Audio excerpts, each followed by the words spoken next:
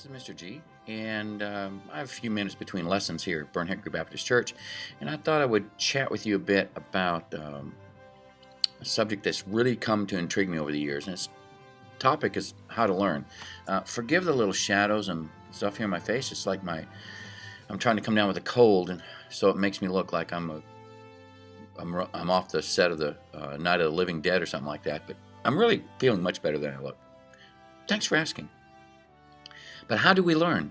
Well, in the pursuit of my master's degree this last year, I ran across, I had to take a class, studied how the brain worked, and I was fascinated by it. And the primary thing that I pulled out of it was that your brain is much more than a filing cabinet. Your brain is much more than a computer even. Most people compare it to a computer. Whenever I ask students, hey, your brain is like, they'll say, a filing cabinet, a chalkboard, a computer.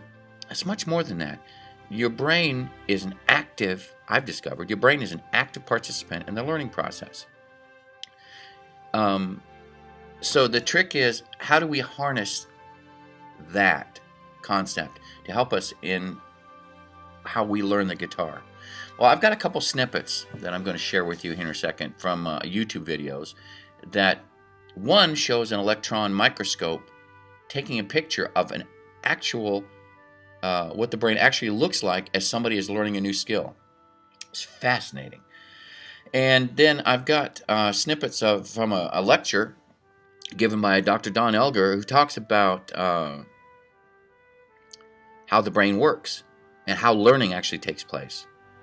And after we look at these two things, I'm going to make an application to us and propose to you a new way to practice, a way that will, I think, allow you to get much more out of much less time. All right? So let's get to the first video. Mr. G out. Bye. All right. What we have here are, we're seeing a movie, if you will, of some neural connections taking place. Watch what happens. A person is learning a new skill. Two different parts of his brain need to connect.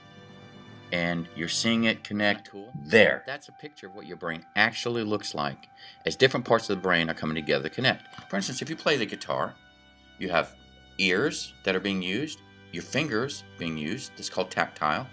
Then you have your eyes, you're watching. And then you have the cognitive part of your brain, which is you understanding the music and how all the parts and pieces work together. All those parts come together when you learn a piece of music. Well, we just saw what it looks like when two parts of the brain connect as that patient was learning a new skill. Now, I don't know what that skill was, but isn't that fascinating? The brain coming together like this. So now, this next snippet is going to be from a Dr. Don Elgar. I think that's his name. I don't think it's Elgar. Elgar, I'll call him that. And he's talking about the learning process. And what fascinates me is he actually brings in playing the guitar as a perfect example of how the brain works and how to harness what we know about how the brain works to make the learning experience more effective. Here we go. Okay, principle number one is to recognize that learning is biological, like weightlifting.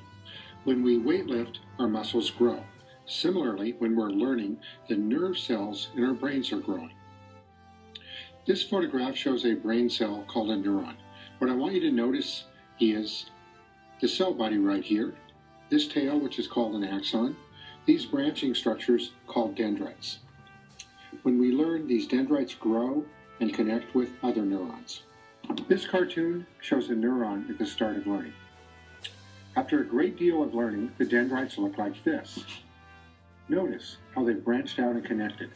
From a biological standpoint, learning means neurons have grown and connected.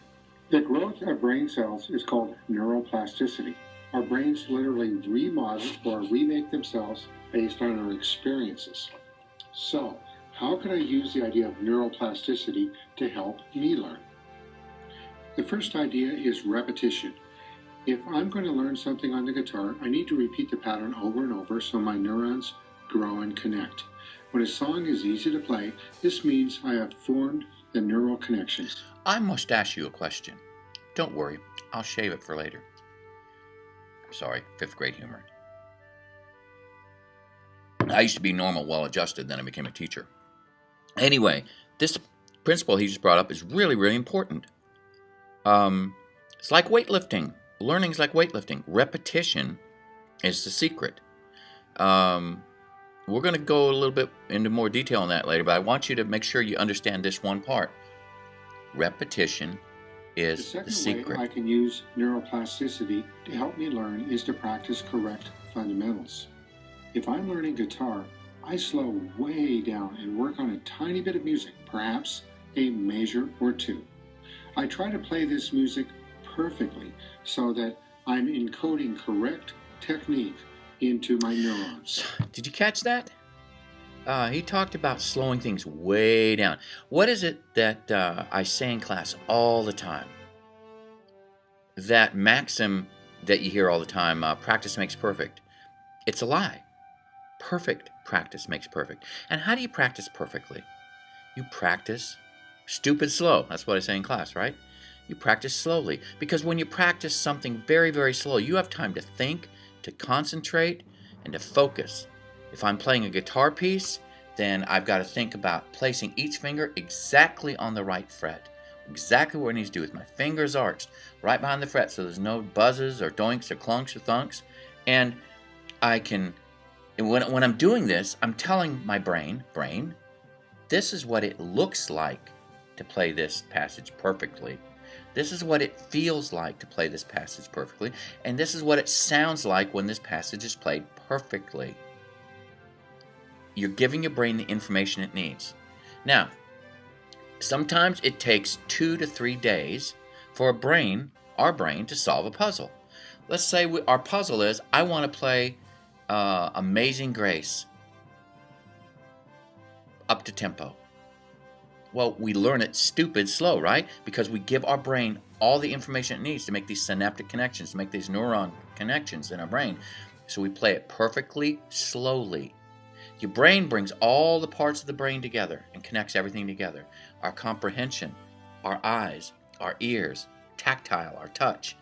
And if you practice perfectly, you give the brain the information it needs, and it puts the pieces together for you. Your brain is an active participant in the learning process. All right? Pretty cool, isn't it? In summary, neuroplasticity is the idea that the brain remodels itself based on experiences. First, repetition is the mother of all learning. Second, I always pay attention to correct fundamentals because whatever I practice becomes permanent. So I want to practice the right things. Well, there you have it. To summarize, practice does not make perfect. Perfect practice makes perfect. And perfect practice is defined as playing, working on a piece of music in short sections, focused for short amounts of time. If all you took was 5 minutes to work on a 2-measure part of like Amazing Grace, which is one of the tunes that my intermediate class is doing. If you took 5 minutes and worked on bars 1 and 2, and then took 5 minutes and worked in bars 3 and 4, and then you took 5 minutes to work on bars 1, 2, 3, and 4, and if you focused during those 5 minutes, you will find yourself making incredible progress. Focused effort, short periods of time, will accomplish more than sitting down for half an hour, 45 minutes, of just throwing yourself at a piece of music and banging it all the way through from top to bottom a couple times and walking away, more often than not frustrated. So that's what I want you to walk away from. You can accomplish more in less time if you focus. Repetition, short amount of time, focused effort. So here's what I'd like you to do with your practice times and your assignments from now on. Break up every assignment you're given into 2 4-measure chunks and practice just 2 or 4 measures, small amount of music for 5 minutes at a time. And then go away and do something different for 5 minutes musically. And if you do that for 4 or 5 days in a row, you will find that you own that piece of music. All right? Mr. G out. Have a great day. Bye-bye.